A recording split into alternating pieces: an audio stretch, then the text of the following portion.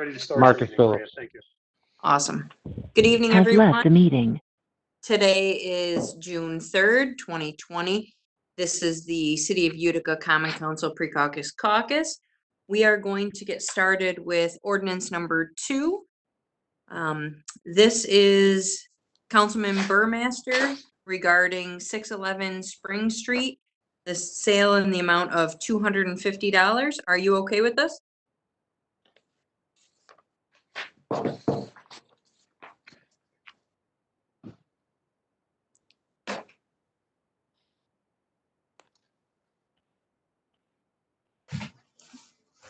Has joined the meeting. He's muted. Councilman Burmaster, can you unmute? Am I unmuted now? Yes, you are. There we go. Okay, I'm here.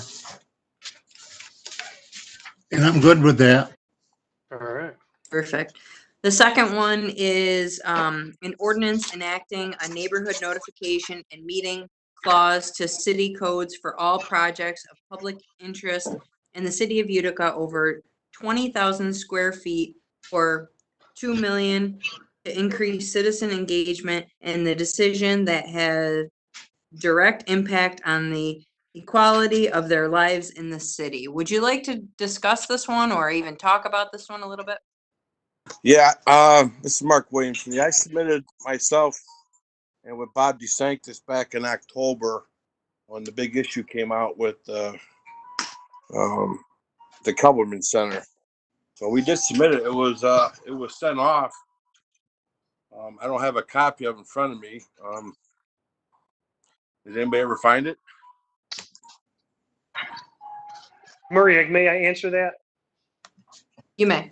Okay, so I contacted the planning board actually about a month and a half ago, before this was, to see what happened with that. And they have yet to put it on their agenda because they wanted to incorporate it in the overall zoning ordinance. So I did ask them to put it on their agenda again. So we haven't gotten their letter back yet, but that's still sitting at the planning board, Mark. Okay, so we can't act on this now. Well, there were two different ones. Mark's was a separate one. Mark's was a separate one. Yeah. Right, the one before us now is separate. We can still act on this. I'd like to put it in committee in any case. I wanted to refer it to the committee and ask Delvin to hold a committee meeting in 2 weeks where we could discuss it then. But this is a separate piece of legislation from the one that that Williamson and DeSanctis, which I haven't seen, but the one that I've heard about. This is a separate thing. What may I speak? Sure. What is different about it? Didn't Melissa Yeah, circulate a copy of that one? I asked Melissa to send a copy of that to everyone, and I thought she had. It's a lot different than Ms. Friends, and I think Ms. Friends should go in committee, and you can compare the two, and you can talk about them. Sounds good. I will second. Yeah, I wanted this to be in committee in any case. Well, I'll move that to committee then if you guys want to second it. Anybody Melissa, can you please send an email to Delvin, letting him know, since he's not here, that Councilwoman Friend would like him to hold a committee meeting in 2 weeks? Absolutely. Yep. Okay, we're good there. Thank you. All right. The next one is resolution number 2, establishing lead agency for the purpose of State Environmental Equality Review Act, the seeker coordinated review. Can we have Brian Thomas speak on this one?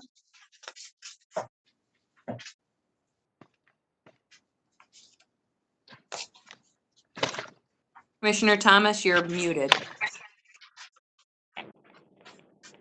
There you are. Ooh. Can you hear me now? Yep. Yes. Perfect. Sorry about that. Okay. This goes back to state grant funding in the amount of $1.5 million that the state had given to the city, granted to the city to address downtown parking. The city has developed a plan to address downtown parking. The funding is coming through DASNY, the Dormitory Authority of the State of New York. And as such, the seeker a seeker review, the State Environmental Quality Review Act has to be done before we can start implementing the funds.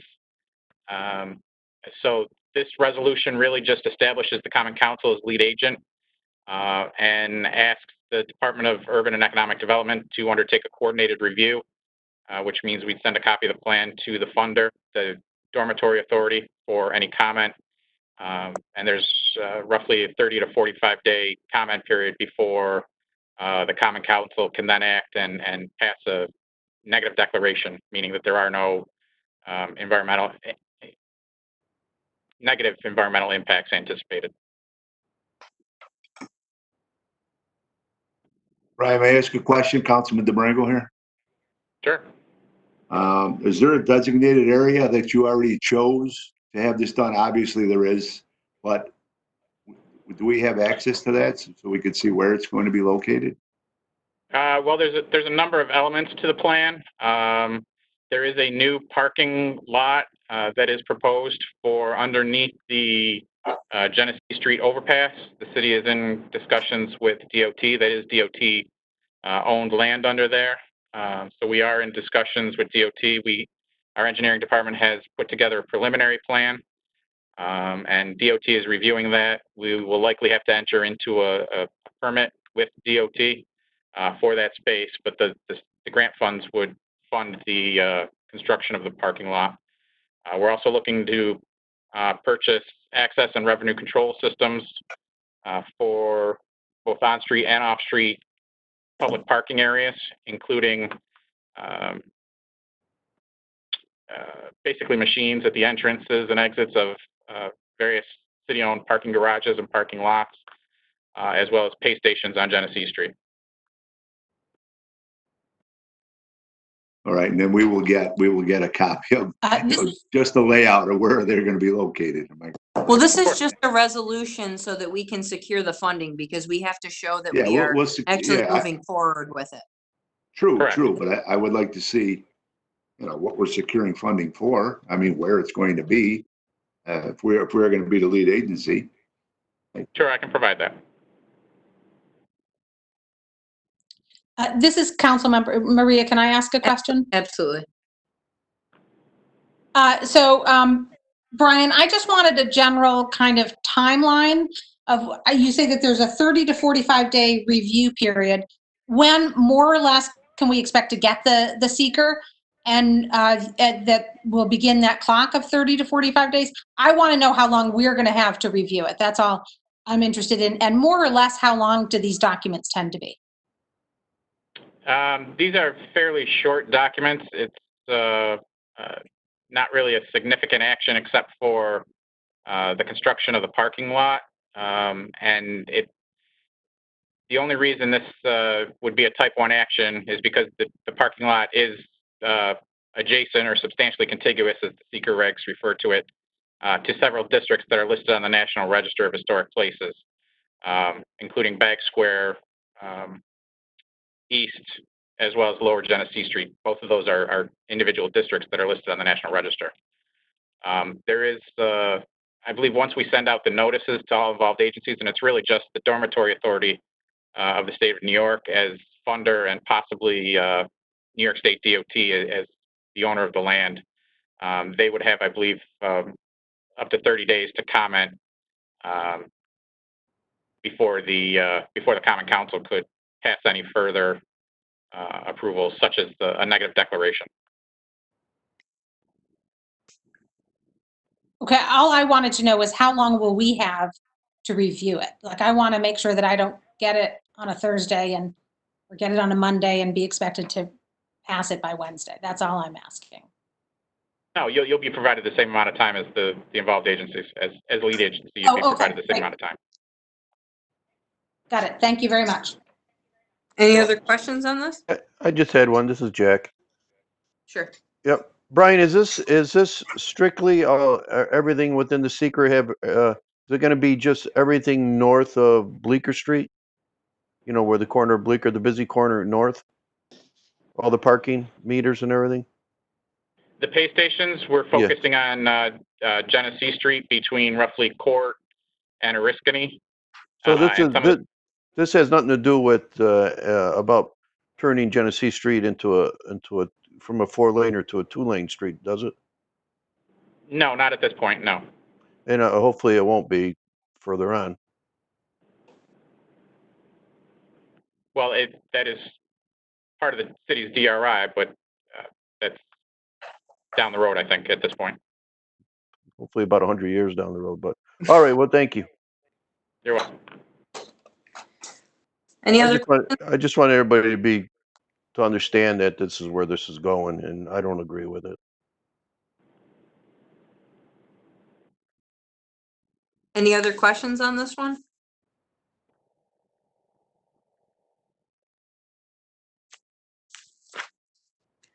All right, ordinance number 3, it's a transfer of funds. I believe this was to just basically clean up things from last year. So this is nothing that is current that's being transferred.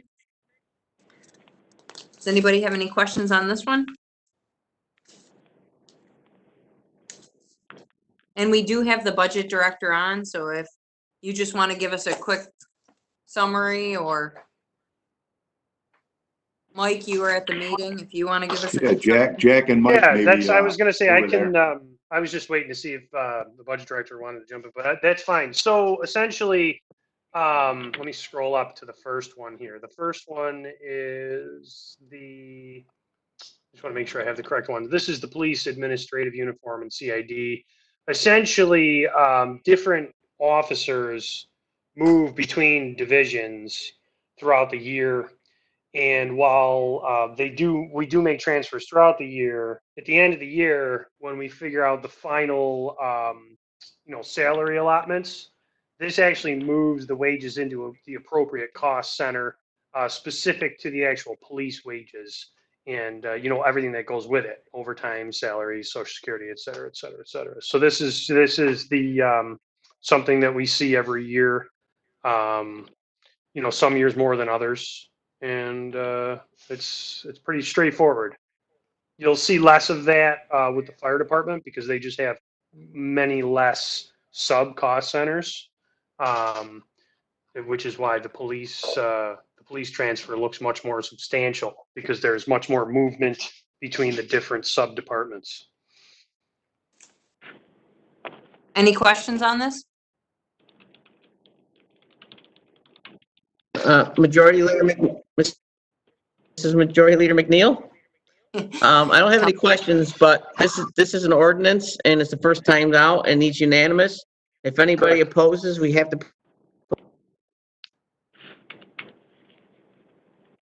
Thank you.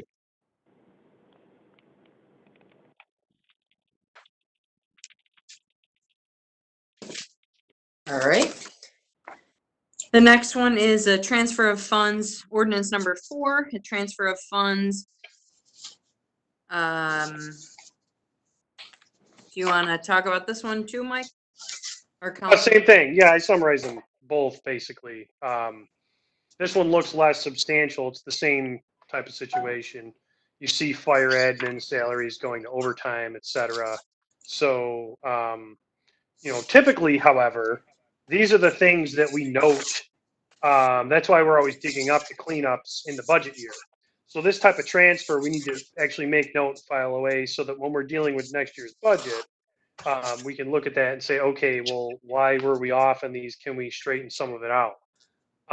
As I said, when detectives move from one place to another within different budget centers of the police and fire, or in police, and similarly, fire has maybe different replacement overtime than overtime. Some of that stuff just needs to move around at the end of the year because things change based on the estimate at the beginning of the year. So same thing, really. And as Frank said, Councilman Miola said, these are ordinances, as the E&A transfers always are. So if anyone has an issue with this, raise it at the meeting and potentially make a motion to put to committee. But these are typical. This is straightforward, and the Board of E&A unanimously approved it on Monday. Just a question for Ms. Moet. I just want to make sure that the fire department that says 115.34%, they were 15% over budget. Am I reading that right? Is that how it added up to? I don't have it over in front of me, but is that the overtime, the replacement cost overtime? It says line? percent used, original budget 115.34%. Which line, so I can go down to it, Frank? The last page on the fire.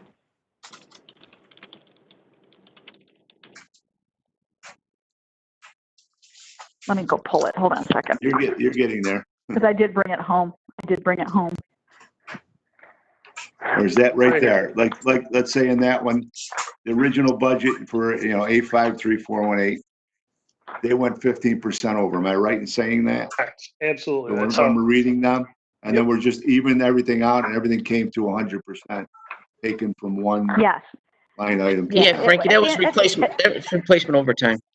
All right. I just wanted to make sure that you got it down to 100%, which just made it perfect what they budgeted for 2019-20. Yeah, because essentially, as Mike Galimi mentioned, we were down a couple on our complement, and so some of our firemen had to work overtime, unexpected overtime, and that's where that account came in. So that's why you see such a large chunk coming out of fire line salaries and going into the replacement overtime. Okay. Thank you. Yep.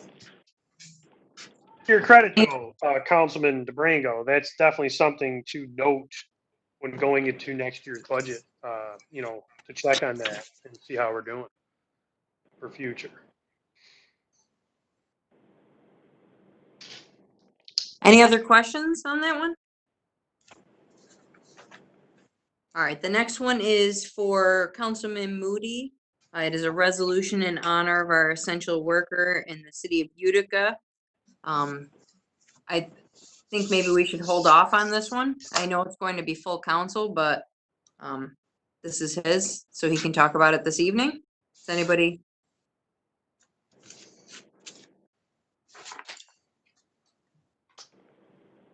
Anyone? All right, the next one is the Common Council Marriage Officer to make Joseph Marino a marriage officer. Does anybody have any issues with this? Okay with it?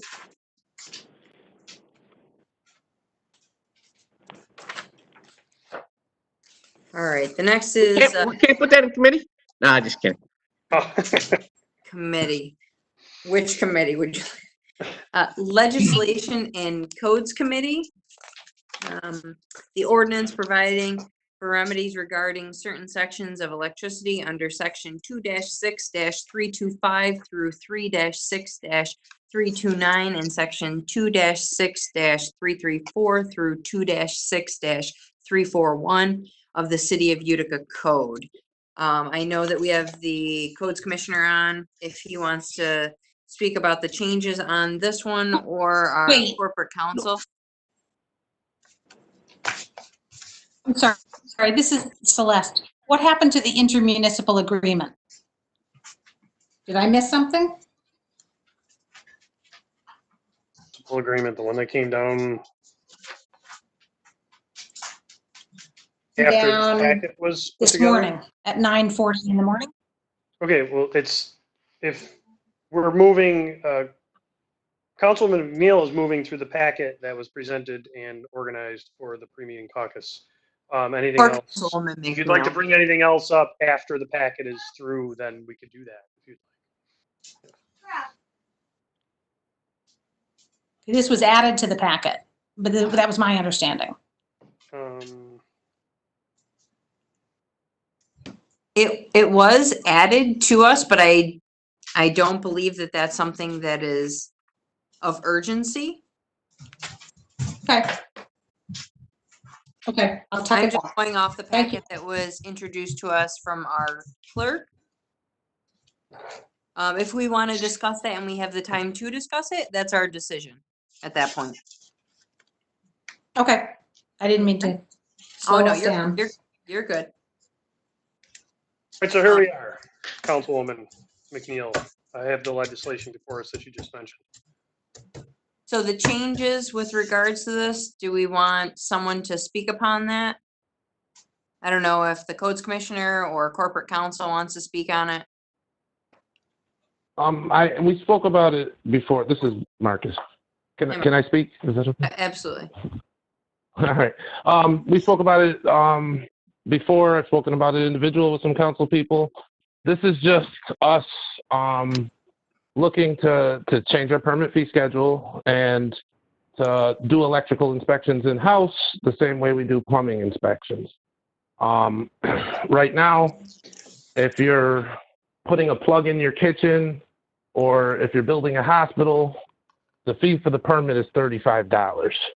And that's because each permit's the same amount of money because the city isn't playing a role in inspecting them. We're farming it out to third parties to inspect them, and we have no review over it. I don't have anybody in my department that has any expertise or experience with electrical issues, so we want to hire somebody because there's been a lot of construction and housing conversions that has the expertise to look at electrical installations and inspect them ourselves. I know there was some changes through corporate counsel. What were those changes that, I mean, maybe speak on those? I don't know that there were any changes. My understanding was that the legislation was sent down incomplete. So when Corporation Council sent it down, they only sent the first few pages of the ordinance, and now they have the full ordinance, which includes the fee schedule, which was, I believe, Councilwoman Friend, pointed out that she wanted to see the fee schedule. So we found the whole ordinance, and Corporation Council sent it down as well. This is Kate Hart. Can I ask a question? Corporate counsel, Kate Hartnett, you have the floor. Yep, I just wanted to say that Marcus's account of that was all accurate. Thank you. Councilwoman Friend? So, okay, I think I'm almost certainly in favor of this legislation, but I have a real problem with the process that we're repeatedly going through. So this came to us the first time on the morning of our last meeting on May 20th. We got it at 11:16 in the morning, this legislation. It included this cover letter, and the cover letter said, well, this legislation is about an inspector and a fee schedule. And then when I actually had the chance to look at the legislation after the meeting, there was no fee schedule contained. So a couple of days later, on 5/25, I emailed a handful of people to say, hey, has everybody noticed that the ordinance as you sent down to us was in fact incomplete? Like it didn't contain this entire thing that the memo said that it would. That was on 5/25. And then the complete legislation came down to us yesterday. I just don't understand the process whereby Corporation Counsel is expecting me and my colleagues to read and study and do due diligence. It was completely finished writing. There were no changes that had to be made to it. You just didn't get around to emailing it to us until yesterday, which I guess is trending in the right direction because the first time you emailed it to us the day of the meeting, now we get it the day before the meeting. I guess I should count that as progress. But I really feel like I'm in a bind here because I want to support this legislation and vote for it, but I literally haven't read it yet and studied it and done my due diligence. And I think I've complained about this before. And it doesn't, like I say, we're trending in the right direction.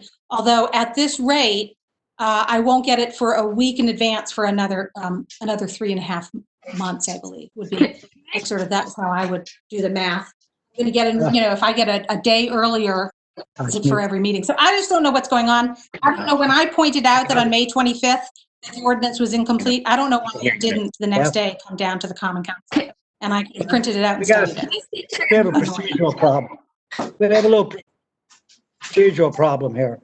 I think that the ordinance that was in committee is now being supposedly changed. So therefore, and was incomplete, and there's additions. So somehow, the original ordinance has to come out of committee and when you're satisfied, and then add the amendments to the original ordinance so that the ordinance that is finally adopted, if you adopt it, is the complete ordinance. Now, I think, listening to Councilman Friend, what you have to do is put now, if this is what you got as a complete ordinance, you stick that into committee and discuss it further, but at least when you bring it out, document and a complete ordinance, and then you can adopt it as amended. Is everybody following what I'm saying? Because evidently it was incomplete. Now, if this change is made,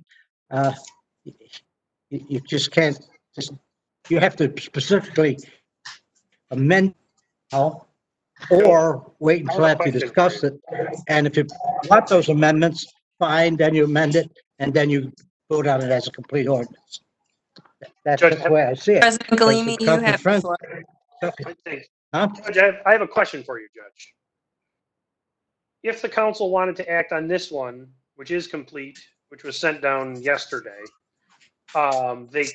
could they not act on it, but then have the same restriction where it would have to be a unanimous vote to approve it if they wanted to act on this one in its entirety? Because technically, this is being presented for the first time. So if they wanted to do that, with so that if it's a brand new ordinance, they want you to look at and adopt, then it is a brand new ordinance and needs unanimous. Okay. If it's an ordinance that's taken out of committee that you just got amendments to, you can put the amendments in if you want it tonight. Committee as an ordinance as amended, and you have a complete document when you eventually are going to vote. I mean, that's the way I see it. Evidently, new matter came in today or just prior today. Yes. Well, yes. that is not in the ordinance in committee. You know, so somebody has to amend the ordinance in committee or junk the ordinance in committee, forget about it. You have before us, that would be a brand new ordinance, and you'd have to wait another meeting for that. If there's anyone going to vote no. Yeah, exactly. Okay, thank you for the clarification.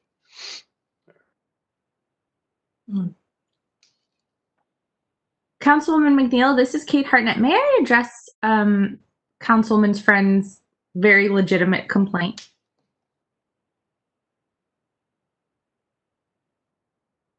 Yeah, absolutely. Sorry. Yeah. Councilwoman Friend, I would like to apologize for these delays that have been happening with the legislation. We recently implemented a new system of legislation and how it's sent down to the council. Previously, individual attorneys would send their legislation to the council and generally satisfy the Thursday rule.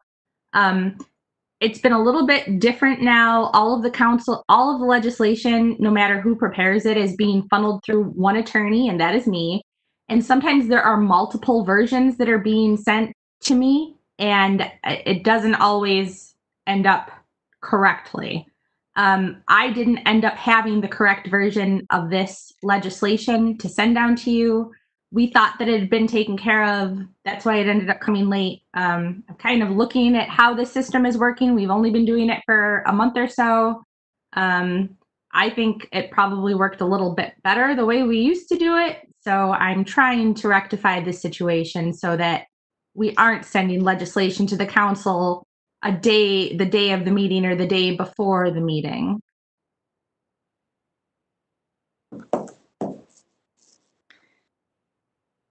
Thank you for that, Counselor. Hey,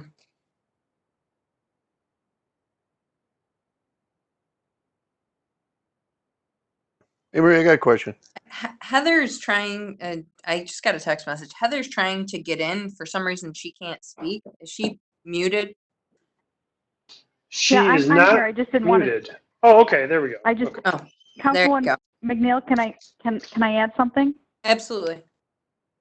I just want to mention that Councilwoman McNeil earlier today brought this issue up with the mayor and asked that we make sure that any further legislation is complete on Thursday prior to the meeting unless there's an emergency. If there's an emergency, the chief of staff would reach out to Councilwoman McNeil and actually the entire council and explain the reason why there is an emergency. So as Kate mentioned, she didn't realize that only partial of this legislation came down. I know there was some other legislation that was sent down yesterday just because it was ready to go, not necessarily because it needed to go tonight. But the Councilwoman McNeil, has stressed with the mayor that she would appreciate in the future that any legislation sent down be sent down timely so that the council has enough time to review and ask questions of staff, and that it be complete. Thank you.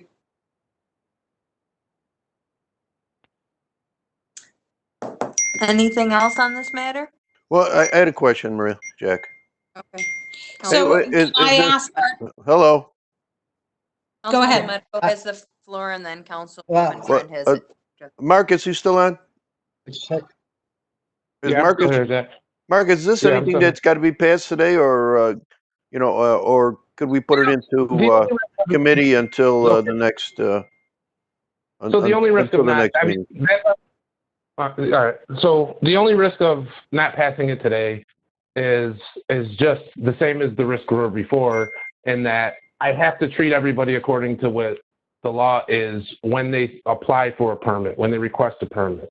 So if there's a big construction project, we would not be able to regulate that project, and they would come in under the old fee structure if they apply between now and the next council meeting. So that's the risk. The risk is that oversight from the city and that revenue to the city. Other than that, I mean, taking that into account, the rest is your legislative prerogative, right? I'm still going to have to hire somebody. I'm still going to have to implement the program. But if they file it under this, I mean, if you passed it today, they would file a permit under the new structure. And if you waited 2 weeks, it would be under the $35 old permit structure where we have third-party review. Right. Councilman Celeste, do you need to sit on this for a week to look at it, or do you feel confident voting on it today? yeah, I mean, I'll tell you. Mr. Chairman. Thank you. Yes. Mr. Friend, Madam Councilwoman Chair- Friend has the floor, and then the attorney has the floor. Thank you for that question. Madam I Chairman. honestly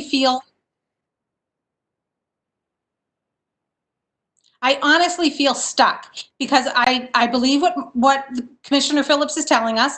I do not want to, I don't want the city to forego these fees. I think that the idea that, the hospital could walk in tomorrow and get a permit for $35 is ridiculous. I don't want them to get to pay that. I like this legislation. I've talked to the commissioner about this. I think it's really good legislation.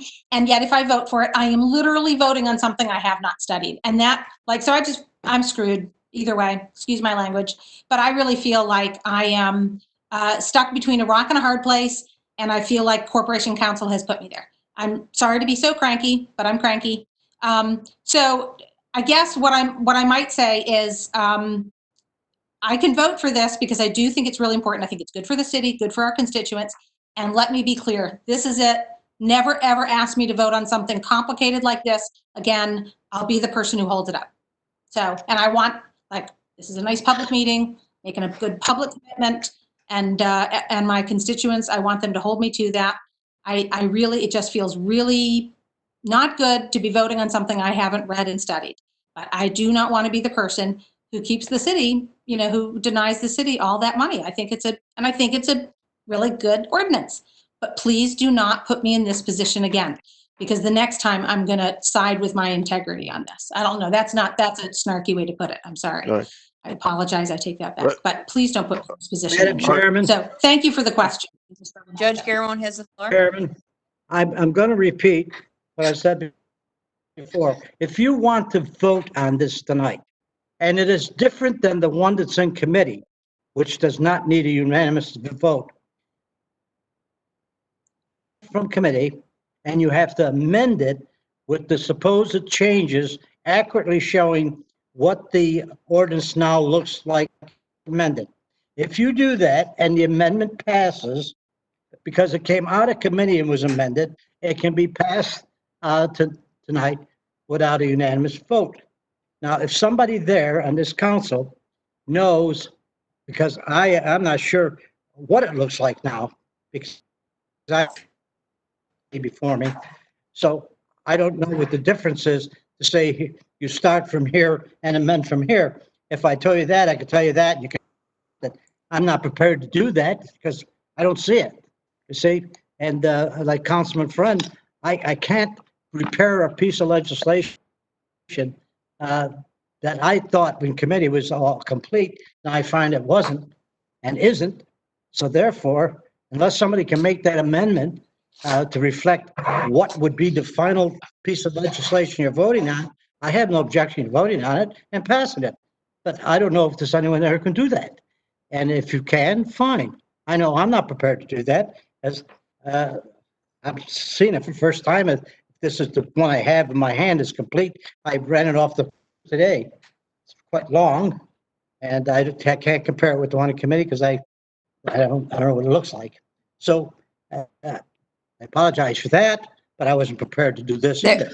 So They're the you same. have two options. You have two options. An amendment properly made that conforms to the matter which in committee and as amended and adopted, or you just put it in committee and then make sure that the document you're voting on the next time is a complete document and as amended in committee, and then you pass the amendments.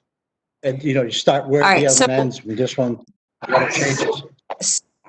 So does anyone have any? If the attorney from if the corporation counsel is aware of the two documents and can tell us what section you would be amending the other, well, that's up to the corporation counsel if they're prepared Does to do anyone that. have any issues with voting on this evening? I have a question. Okay. Marcus, Councilman DeBrango here. I I'm understand here. it's saying the city of Utica may require the services of a third-party electrical inspector. So if it Right. becomes overwhelming for our inspector, they're going to hire a third party.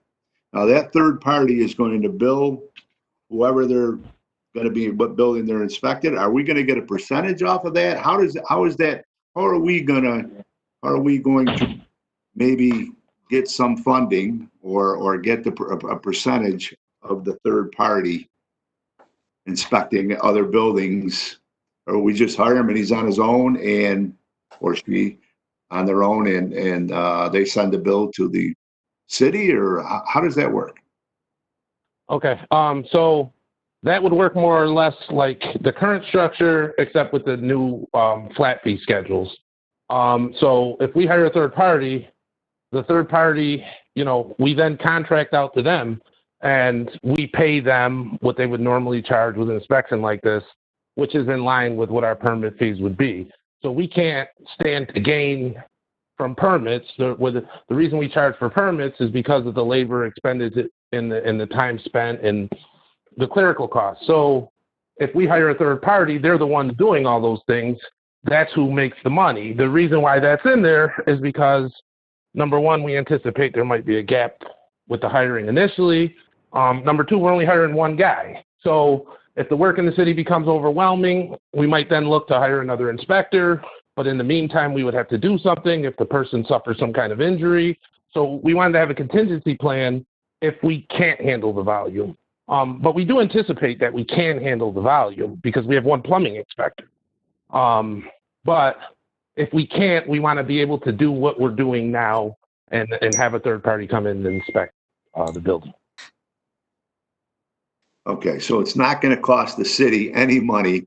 Whatever we're charging the client or the construction company, whatever, then we would pass that along to the third party inspector. The city would not make any money. Okay. Exactly. That's how it works now. All right. Thank you. Any other questions? Does everyone feel comfortable on this for tonight, or do we want to put it in committee?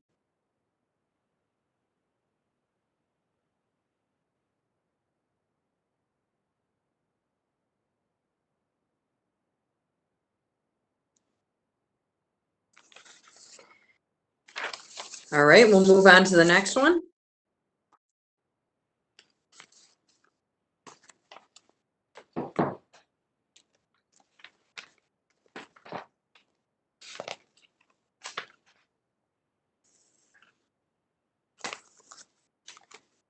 Bear with me, there's quite a few pages here.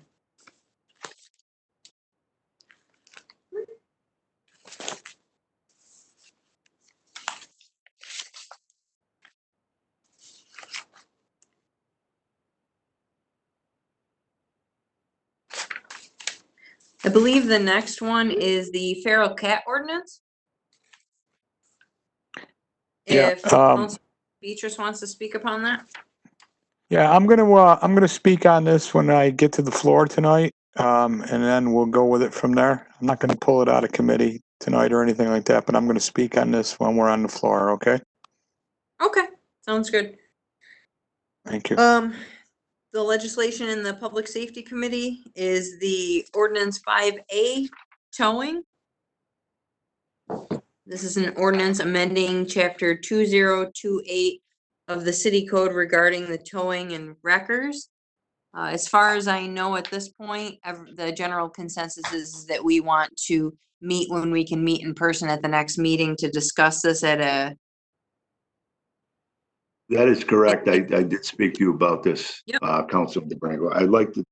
I know there's a lot of red lines in here and things of that nature. I'd like to go over it with Corporation Council, our council, as well as both chiefs in the police department. So I'd like to hold off and maybe schedule a meeting a couple weeks from now. Thank you. Frank, a quick question on that, Jack. Do you plan on bringing the tow truck drivers back in for one last time, or was that one meeting sufficient? Well, I would like to speak with the city personnel first and go over it, and then maybe bring their tow truck drivers in and let them know what changes we're making. Okay. That's what I like to do. I like more of a private meeting to see if we could, obviously I want to make sure that they're compensated. I want to make sure that the persons that are involved in the accident, they're not overpaying as well. So hopefully we could discuss change that we are proposing here. Thank you. Thanks. Any other questions regarding that at this point? The only other thing that I think was on our docket to really talk about is the intermunicipal agreement with the land bank. I know we're trying to get together the final form, but we do need to appoint somebody to that. It doesn't have to be a council member, although I know there was talks of either Councilwoman Friend or Councilman Burmaster.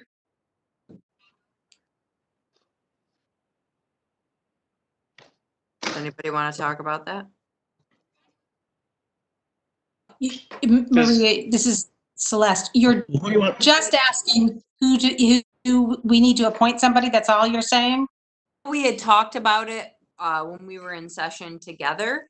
I know that we need to firm things up and get that paperwork out. I know we're trying to get the final paperwork together on that. I just didn't know if anybody wanted to talk about it and see where they felt on it at this point. I know when we were back in session, we had talked about putting Councilman Burmaster on. It was something that he was genuinely interested in. I know you were as well. So I was just opening up conversation on that.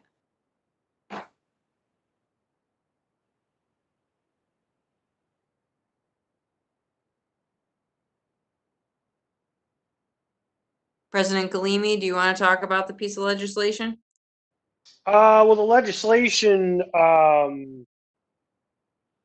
yeah, we did talk about that. I think it was months ago, but essentially the Greater Mohawk Valley Land Bank was formed, and there's a council appointment. The council appointment can either be a council person or it could be someone who lives in the city of Utica who would like to fill that appointment as well. Since it was so long ago and we're bringing that up, one, thank you for bringing it up because it is a loose end that we did not tie up quite some time ago. I think what we could do is have the clerk re-forward all that legislation around so the council can familiarize themselves with it once again. Not only the land bank itself, but what the person would be responsible for that appointment. And then again, like the prior legislation at the next meeting, we can have a fruitful discussion on that. I think that's the only thing we can do at this point. But definitely having it on the agenda for the next meeting is probably a good idea for the pre-meeting conference. Melissa, did you get that? Yes, I got it. Okay.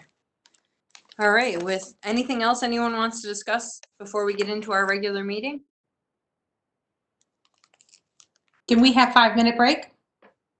Yes, I will call the meeting to, well, first, before Councilwoman McNeil adjourns this, yes, I'll call the meeting to order at 7:05. That's when I'll unmute my mic and start monitoring for activity so that we can call the meeting to order. So, Okay, meeting adjourned. Is there a second? Second. all right, the recording is now stopped. All right, so I'm just going to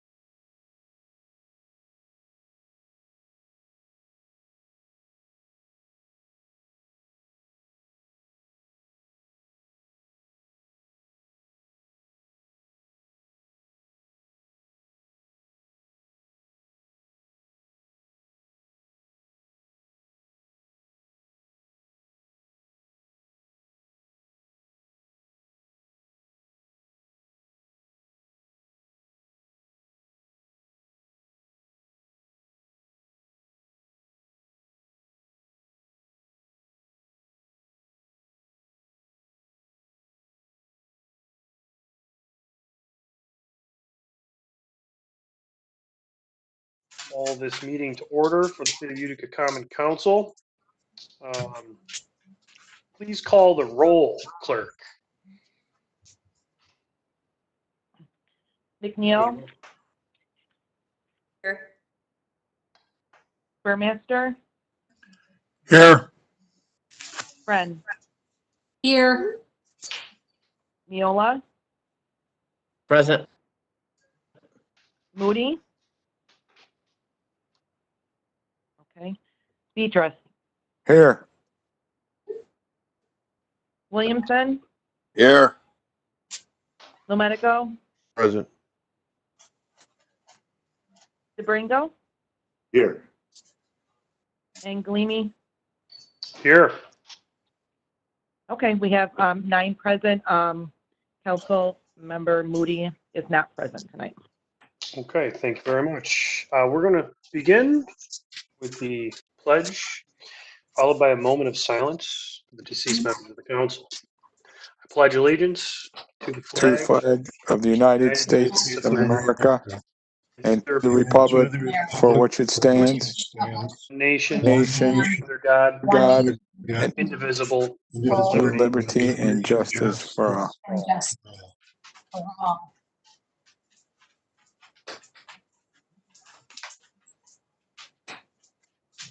Thank you very much. All right, the first order of business this evening is public hearing. We do in fact have a public hearing to which was advertised for email and electronic comment. That legislation is the ordinance to approve the sale of 611 Spring Street for $250 from the Urban Renewal Authority to David P. Davis. Did any communications come in from the advertised public hearing? I did not receive any communication for 611 Spring Street. Okay, council members, did you have anyone reach out to you for 611 Spring Street? No, he did not. Okay, thank you very much. The public hearing is now closed on that property.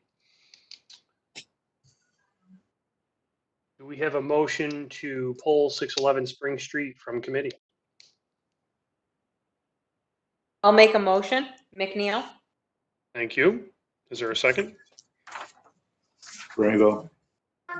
Thank you. There goes the second. All right, quick roll call vote. I'm pulling that from committee. McNeil, Yes. Burmaster, Yes. Friend, Yes. Yola, Yes. Beatrice, Yes. Williamson,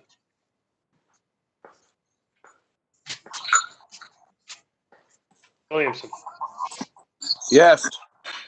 Medico, DeBrango. Yes. Okay. It's out of committee. Your votes on the actual sale of that property. McNeil,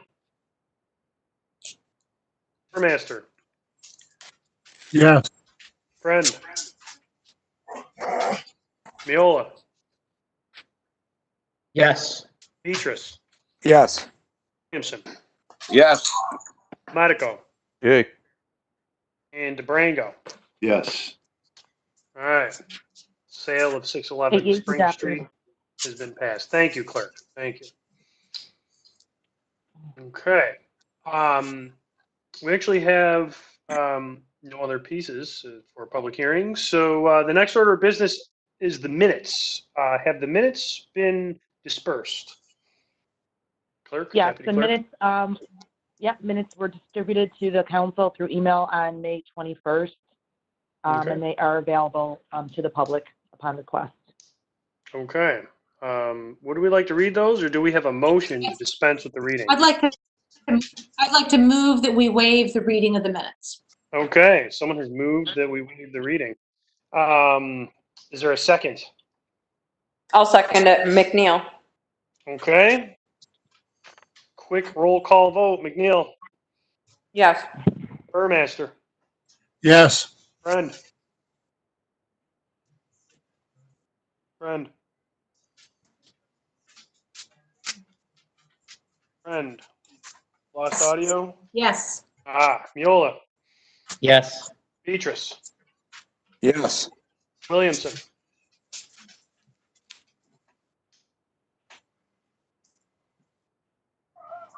Williamson. Yes. Thank you. Lemetico. Brango. Yes. All right. The reading of the minutes have been waived. Reports from the department heads and city officers. I'm going to start with Chief Williams. Do you have anything to report? I'd just like to compliment and thank the protesters that participated in this weekend protest. In spite of the strong feelings by everybody involved, including the police, they were well behaved and they set an example for other cities to follow. And I'm also very proud of my police department because I think the professionalism they showed that day helped spell any violence that day. Thank you. Thank you. Not just thank you for the comments, but also thank you for the work. Yes, thank you. Okay, Chief Ingersoll. No report today. Yep. All right, thank you very much. Commissioner Thomas, do you have anything to report?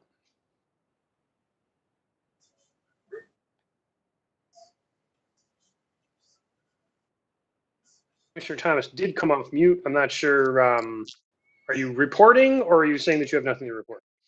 Nothing to report. All right, there we go. All right, thank you. Corporation Counsel. Would anyone like to comment on anything at this time? Nothing to report. Thank you very much. All right, moving to remonstrances, appeals, and legislation from the floor. District 1 Majority Leader, Councilwoman Maria McNeil, you have the floor.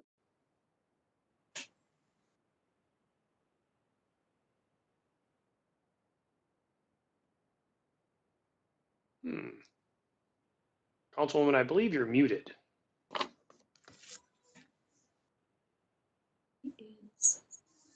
I am.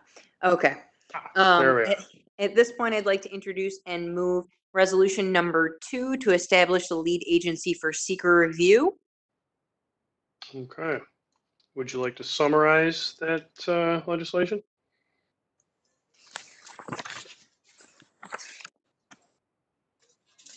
I mean, I can, if you'd like. No, Okay. I Yeah, can. okay. Give me 1 second. Let me just pull All it right. up. Thank you very It is much. an ordinance enacting a neighborhood, or no, wrong one. Sorry. Number. My papers are all out of order. It's on the screen. I know, but mine's blacked out. Give me 1 minute. All right. It established lead agency for the purpose of State Environmental Equality Review Act, coordinated review. Do you want me to read the whole thing? No, you can do the further resolved if you'd like. Everyone has the legislation before them, and we read it in detail prior to the meeting. Be it further resolved that the Common Council recognizes that implementation of the city's parking plan is a type 1 action under seeker regulations insofar as the new proposed surface lot to serve as Bag Square neighborhood is sustainably contagious to several districts that are listed on the Natural Registration of Historic Places. As such, the Common Council asks that the staff of the city's Department of Urban and Economic Development undertake a coordinated review of the proposed plan. All right, is there a second to this legislation? Burmaster. Miola second. All right, we got lots of seconds. Let's go with, I believe DeBrango had it.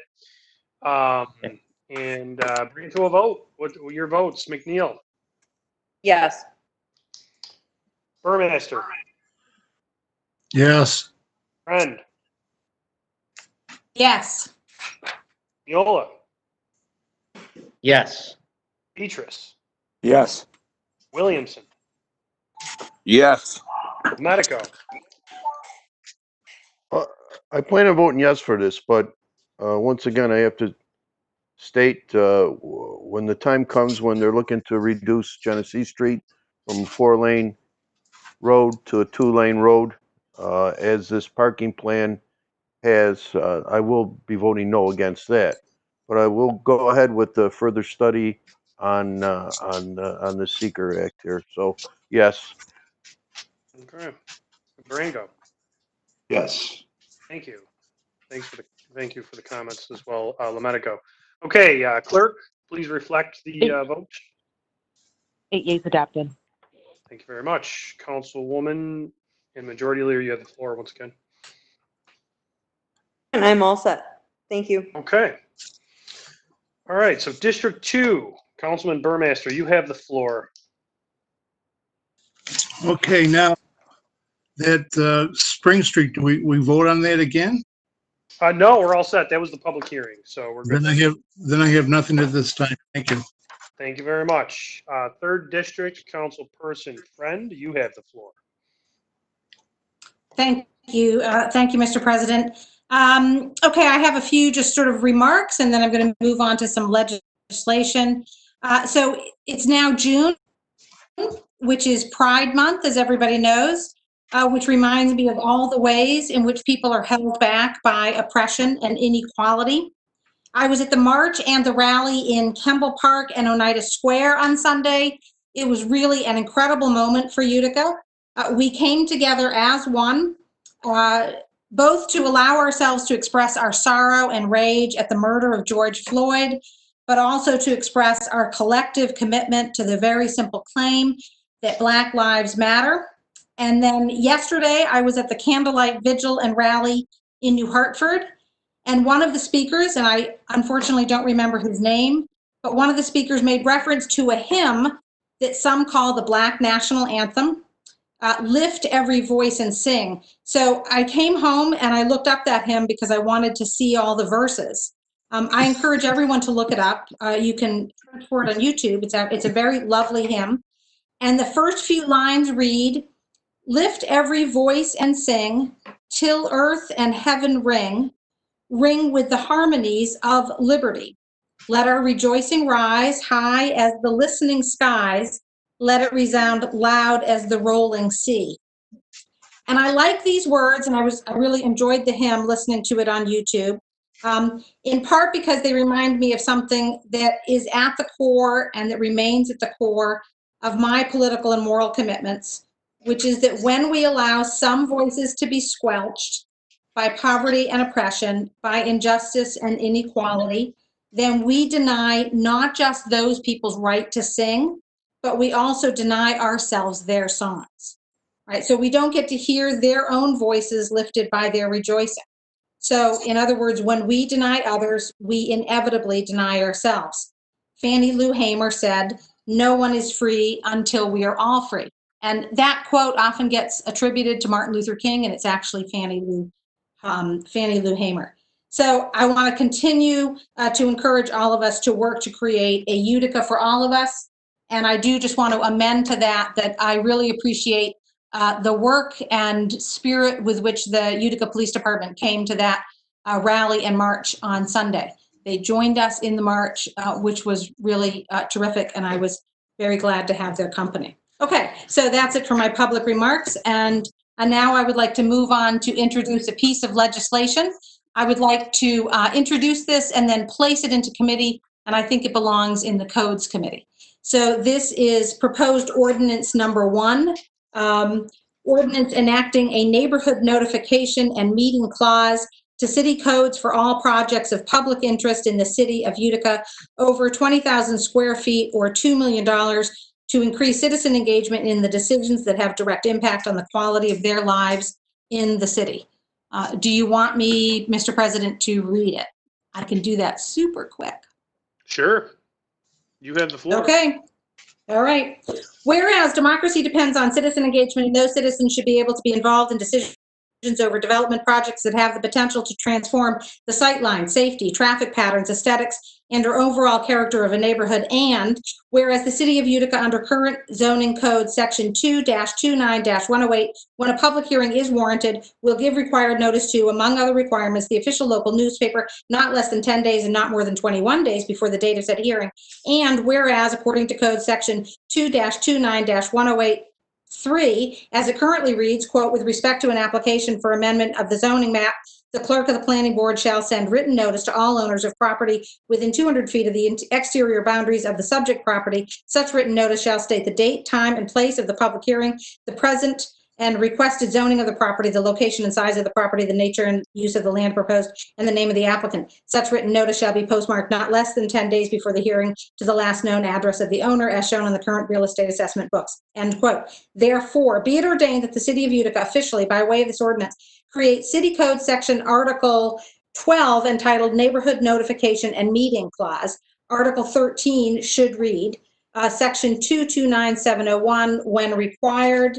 Okay, I'm just going to carry on. For all development that requires discretionary approval by industrial development agency, zoning planning, common council, or mayoral for projects within the city boundary that are at least 20,000 square feet or at least $2 million in scope, the city of Utica mayor, councilperson from the district in which the proposed development is located, the planning director, chairperson, and the developer shall conduct a neighborhood meeting to explain the proposed development to and solicit comments from those in attendance. All owners and occupants within 300 feet of the exterior boundaries of the project parcel shall be notified in the event that there are fewer than 10 separate parcels within the 300 foot of the exterior boundaries of the property involved in the applications. Said 300-foot distance shall be extended in increments of 50 feet, for example, 350, 400, 450, until owners of at least 10 properties have been notified.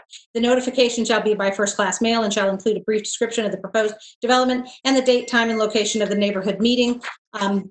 2, the developer of said development shall place a large sign easily visible by any person driving by on the property to be developed containing the following information: name of proposed development, architectural rendering of the proposed development, brief description of proposed development, contact information for relevant council member, email and phone number, and email for city clerk. If property is located on a corner, developer shall place 2 identical signs with one facing towards each street. B, results. The results of the neighborhood meeting shall be required as part of the application submittal to any entity of the city of Utica for future consideration. No application shall be deemed complete without the results of the neighborhood meeting when one is required. Thank you. So I would like to introduce this, but then place it into committee, and I think the codes committee is the appropriate home for it. Thank you. So this legislation has been moved. Is there a second? I'll Beatrice. Brango second.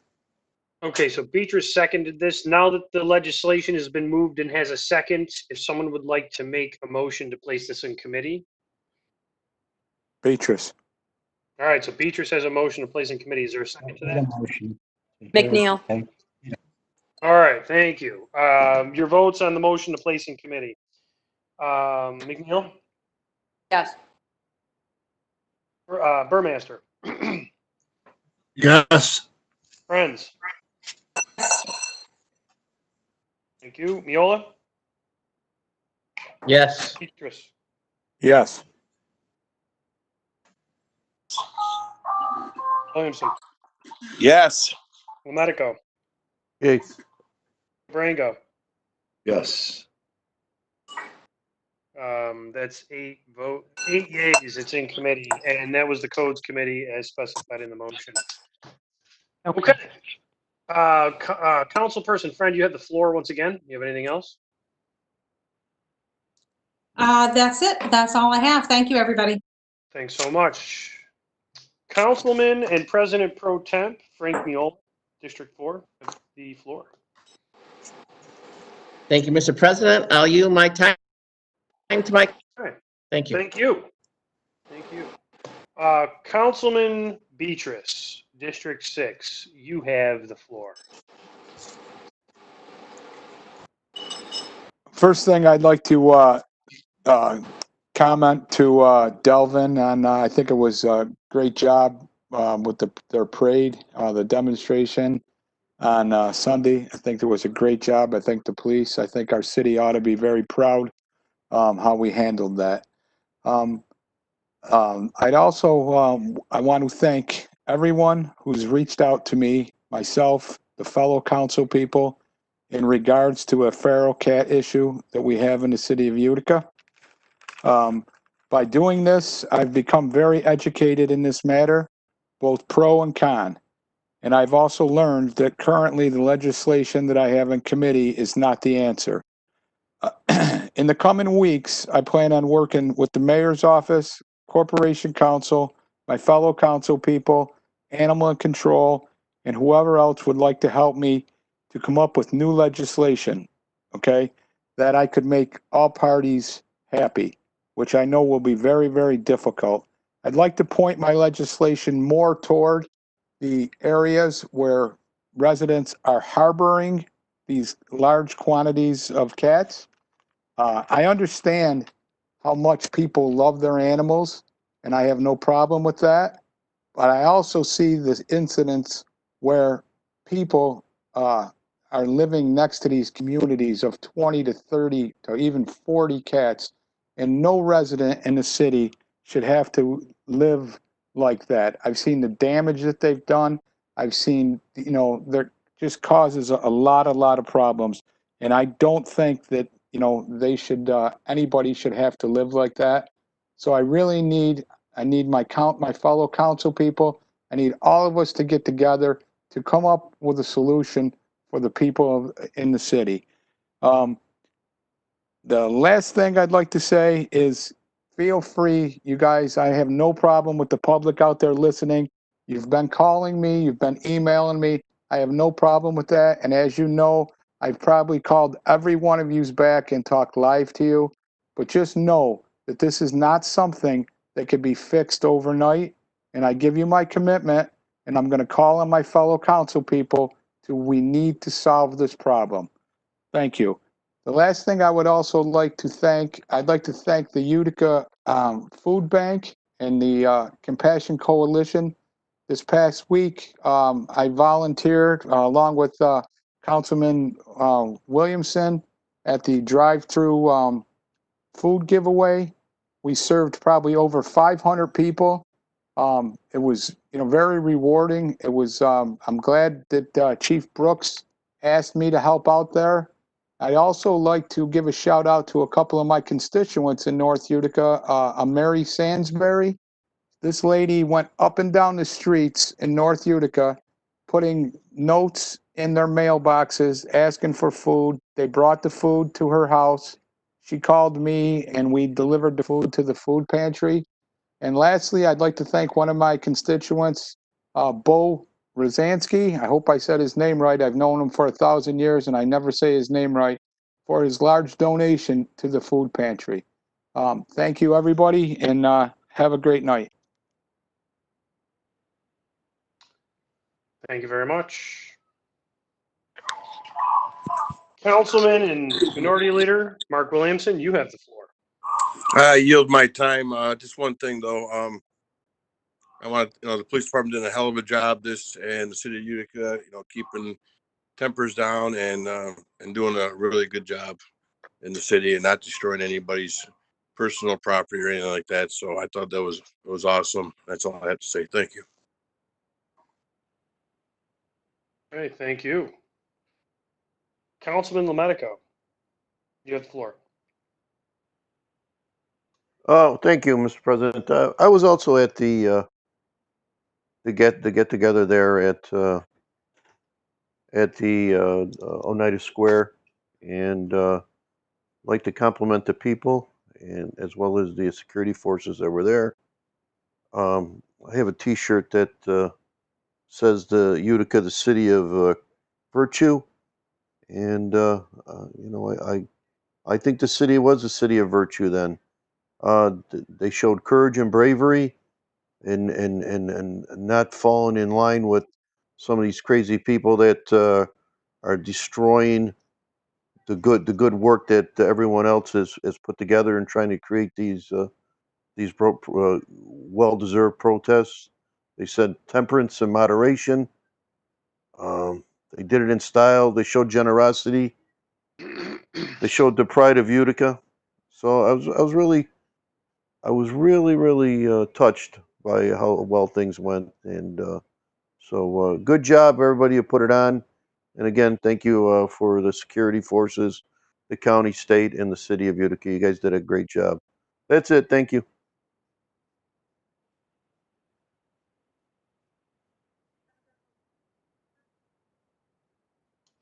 I was muted. Sorry about that. Thank you very much, Councilman Lometico. Council at Large DeBrango, you have the floor. Okay, I would like to introduce proposed ordinance number 3, which is the transfer of funds in 2019-2020 fiscal year. Thank And you very a much. number of them. I was going to ask where those were. Yeah, I guess you left 3 for me, so I'll take care of it. Yeah. Thank you very much. All right, so proposed ordinance number 3 has been introduced by Councilman DeBrango. It's a transfer of funds for the 2019-2020 fiscal year. Is there a second? McNeil? Okay. Now that it has been seconded, we can bring this to a vote, but would you like to summarize, Councilman DeBrango? Basically, it's just balancing the books from 2019 to 2020. I could read it quick. Whereas local law number 2 of 2007 requires, among other things, that each transfer and appropriation from one account exceeding $15,000 within a budgetary year shall be set forth specifically in ordinance and shall not become effective unless appropriation transfer is approved by the majority of all council members.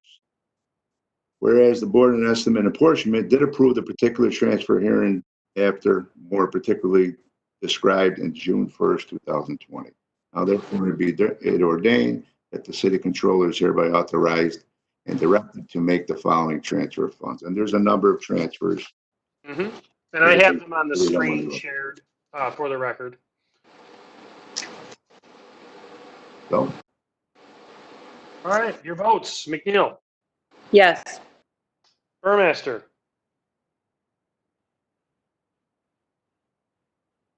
Burmaster. Let's see here. There he is. Okay, Burmaster. Yes. Thank you. Friend. Yes. Miola. Yes. Petrus. Yes. Williamson.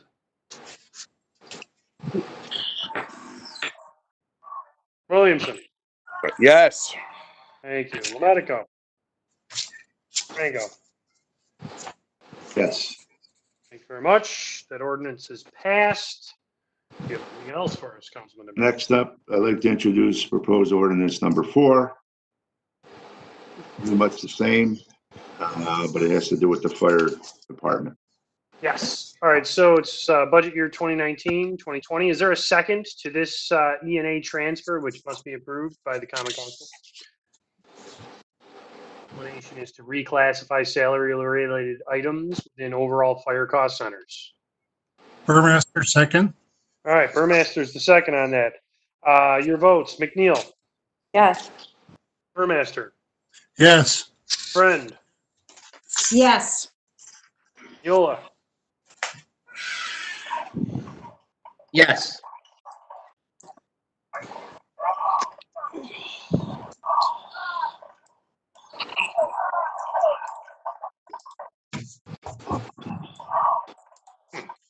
Councilman Petrus, do you still have audio? Yes. Thank you. Williamson. Yes. Medical. DeBrango. Yes. All right, ordinance 4 has now passed. Thank you. Hey, One more anything item, else Mr. President. Yeah, proposed resolution number 6. Regarding common council marriage officers. Resolved that pursuant to Chapter 49 of the laws of New York, 1988, the common council does hereby appoint the following persons as marriage officer. The term shall be until December 31st, 2021. Joseph Marino, 1206 Garden Road. Further resolved, that resolution shall take effect immediately.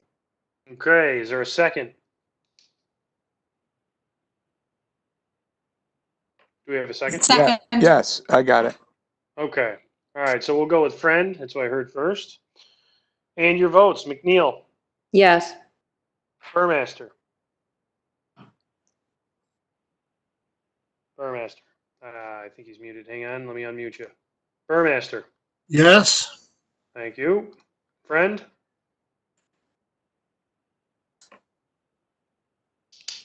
Friend. Yes. Thank you. Miola? Yes. Thank you. Beatrice? Yes. Williamson? Yes. Lomatico? Yay. DeBrango? Yes. This marriage officer resolution is now passed. Thank you. Is there any other business, Councilman DeBrango? I believe that is all I have. Yes. Thank you. I would like the floor, Mr. President, when you have the chance. Yes. You may have the floor. I would like to bring out of committee ordinance number 4, which is an ordinance providing for remedies regarding certain sections of electricity under sections 26325 through 36329 and sections 26334 through 26341 of the Utica City Code. And I'm not offering to read this whole.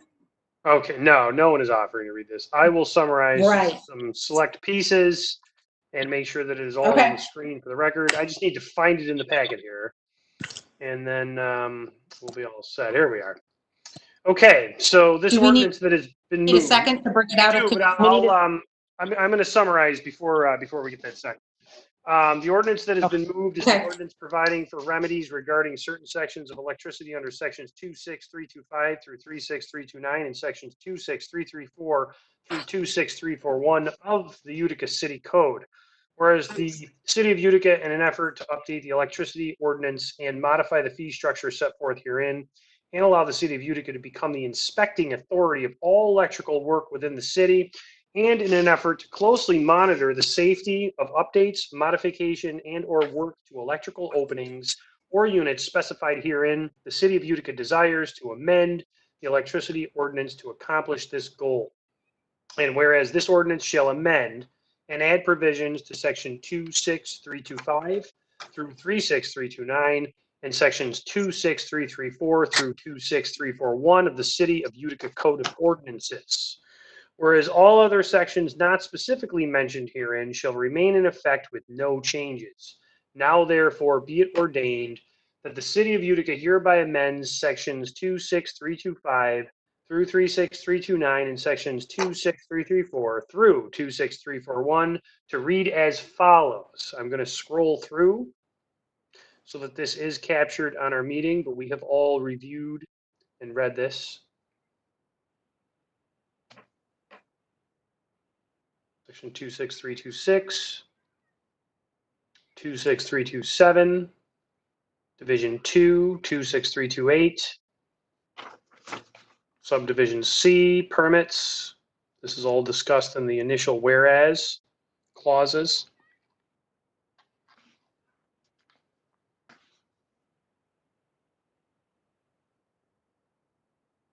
Here's the fee structure. The above sections of this ordinance shall take effect May 1st, 2020.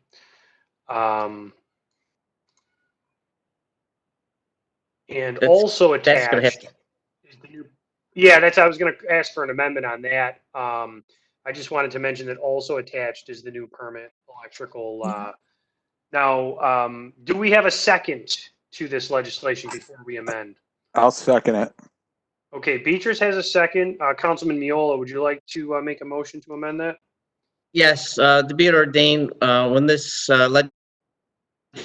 finalized to be enacted, or we can enact it for today's date, which is the 3rd.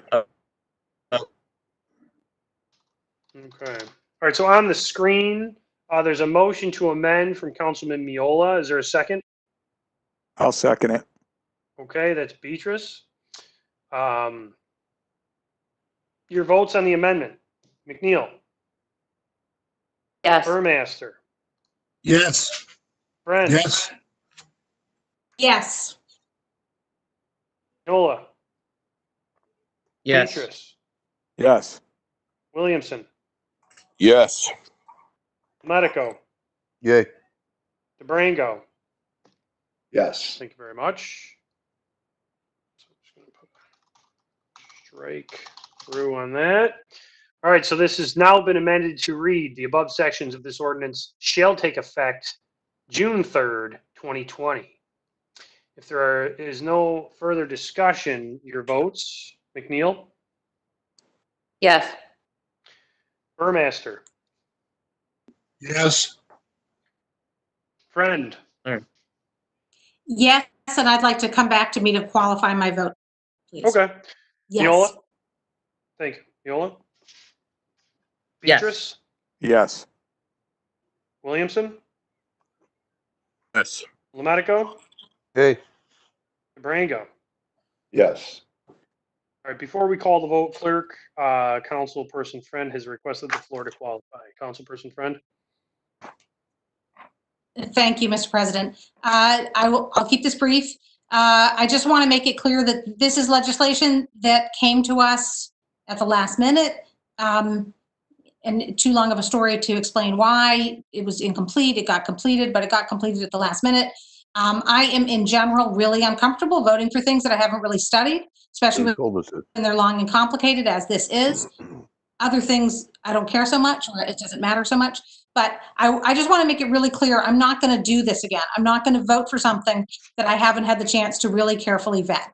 So I'm glad to vote for this. I think it's good for the city. I think it's a good piece of legislation that moves us in a really positive direction. And I'm happy to have it in our city code, but do not ask me again to vote for something that I have not been given the opportunity to carefully study. Thank you. I'm done. Okay. Clerk, please reflect that that was 8 yeas adopted. 8 yeas adopted. Thank you very much. Councilman DeBrango, do you have anything else for us this evening? Oh, I'm sorry. Councilperson Friend had the floor. Do you have anything else for us this evening? No, I'm done. Thank you. Okay, that ends petitions, remonstrances, and legislation from the floor. Is there any other business that anyone would like to raise at this point? I will call for a motion to adjourn. Anyone? Beatrice? All right. Beatrice has a motion to adjourn. Is Has there a left the second? meeting. Williamson, second. Thank you. Have a good evening. Great job, everyone. See you soon.